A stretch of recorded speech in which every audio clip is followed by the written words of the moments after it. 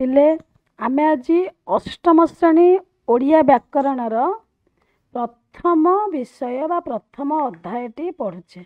प्रथम अध्याय हूँ भाषा परिचय। तार प्रश्न उत्तर आम करने को जाऊे। एक नंबर अच्छी कौन ना एक नंबर क अच्छी प्राणी किपरि निजर मनर भाव को प्रकाश करे। तो उत्तर कौन हेब ना प्राणी अंगभंगी और ध्वनि माध्यम निजर मनर भाव को प्रकाश करे। सेमती ख नंबर कौन अच्छी ना ध्वनि काहाकू कहिबा। क्या कहबा ना उत्तर होची भाषार मूल उपादान को आमे ध्वनि कहबा।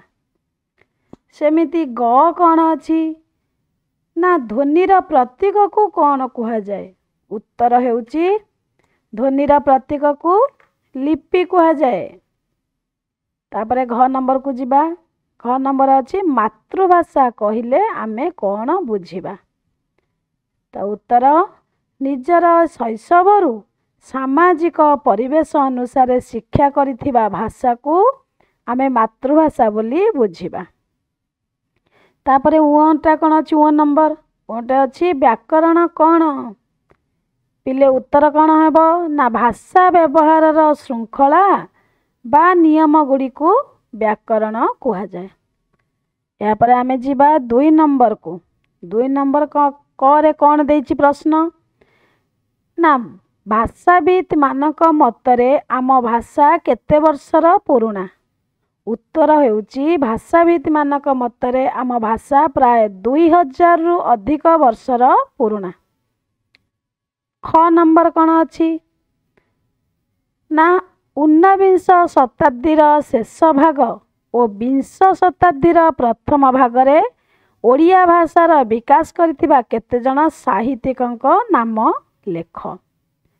उत्तर कौन हेब ना 19 शताब्दीर शेष भाग और 20 शताब्दीर प्रथम भागरे ओडिया भाषार विकास करथिबा केते जण साहित्यिक हेले किए सबू ना व्यास कवि फकीर मोहन सेनापति, स्वभाव कवि गंगाधर मेहर, कविवर राधानाथ राय और भक्त कवि मधुसूदन राव प्रमुख।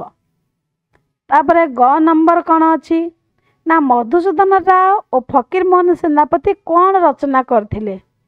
उत्तर हेउची मधुसूदन राव वर्णबोध और फकीर मोहन सेनापति सरल ओडिया व्याकरण रचना करथिले। घ नंबर कौन अच्छी ना व्याकरण ग्रंथ कहिले आमे कौन बुझु। उत्तर हेउची व्याकरण ग्रंथ कहिले लोकमुखरे व्यवहृत होइतिबा भाषार नियम को श्रृंखलित भाव में अनुसंधान करी लिपिबद्ध करा जाइतिबा ग्रंथ को बुझु। व नंबर होची व्याकरण अध्ययन द्वारा कौन सुविधा हुए। उत्तर हेउची व्याकरण अध्ययन द्वारा भाषार शुद्ध व्यवहार पाई दक्षता वृद्धि पाए। पिले 3 नंबर देखिबा। 3 नंबर कौन अच्छी ना 3 नंबर अच्छी ठीक उत्तर पाख कोठरी रे ठीक चिन्ह दियो। ताले ए जो गुड़िक देइची हमर से ऑप्शन गुड़िक देइची 4टी ऑप्शन देइची। ता भितरु आमे कोउटा हबो ठीक चिन्ह दबा। लेखा है स्नेह प्रकाश कले। स्नेह प्रकाश कले कोउटा हबो ना लेखा है करे ओठरे हस थाए, आखिरे बंद हो जाए, आखिरे लुह आसे ना मुंड हली जाए। ताले हबो कोउटा ना ओठरे हस थाए। स्नेह प्रकाश कले आमे सब हसी थाउ ना कि हसिले जाना पड़े जे बारी भल पाउछ। तापरे 4 नंबर देइछि कोन ना भाषार शुद्ध व्यवहार प्रसार पाई एई 4टी भितरु केउटा हबो। कौन देइछो पढ़ी दबा आग।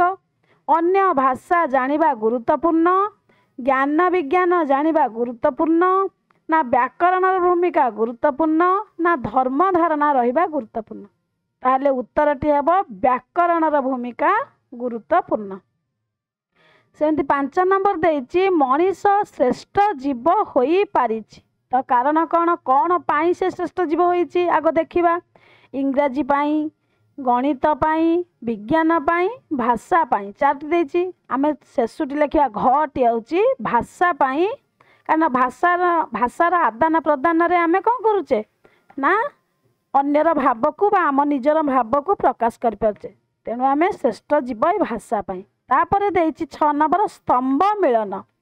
स्तंभ मिलन पिला कौन करवा कौन देइछि ना एपट देइछि सहज पंथी साधक सेपटे कौन हम ना चर्या गीति। सहज पंथी साधक किए ना चर्या गीति हम। 2 नंबर देइछि फकीर मोहन सेनापति सेटा कौन हम ना ओडिया व्याकरण है। तापर देइछि जगन्नाथ दास। जगन्नाथ दास कौन हम ना भागवत। तापर देइछि मधुसूदन राव सेटा कौन हम ना वर्णबोध है। आमे जीवा 7 नंबर को। 7 नंबर देइछि कौन ना बंधनी शब्द नहीं शून्य स्थान पूरण करवा आमे। तो क कौन अच्छी ना ओडिया लिपिर उपर भाग डैश जोड़िया ऑप्शन दे सरल लेखा ना गोलाकृति। गोलाकृति ताले है। तापर 2 ख नंबर देइछि कौन ना ध्वनिर दृश्यमान आकृति को कौन कुहा जाए। ध्वनिर दृश्यमान आकृति को लिपि कुहा जाए है। तापर ग नंबर होची शास्त्रीय मान्यता लाभ करिबारे ओडिया भाषार स्थान डैश पंचम ना षष्ठ। षष्ठ। घ नंबर अच्छी भाषार निजस्व नियम को डैश कहती। निजस्व नियम को व्याकरण कहती। व नंबर अच्छी नाट्यशास्त्र डैश रचना करथिले तो सारला दास ना भरत मुनि। तो भरत मुनि होची उत्तर। एथि सहित आजिर ए जो भाषा परिचयर प्रश्न उत्तर कार्यक्रम सरी।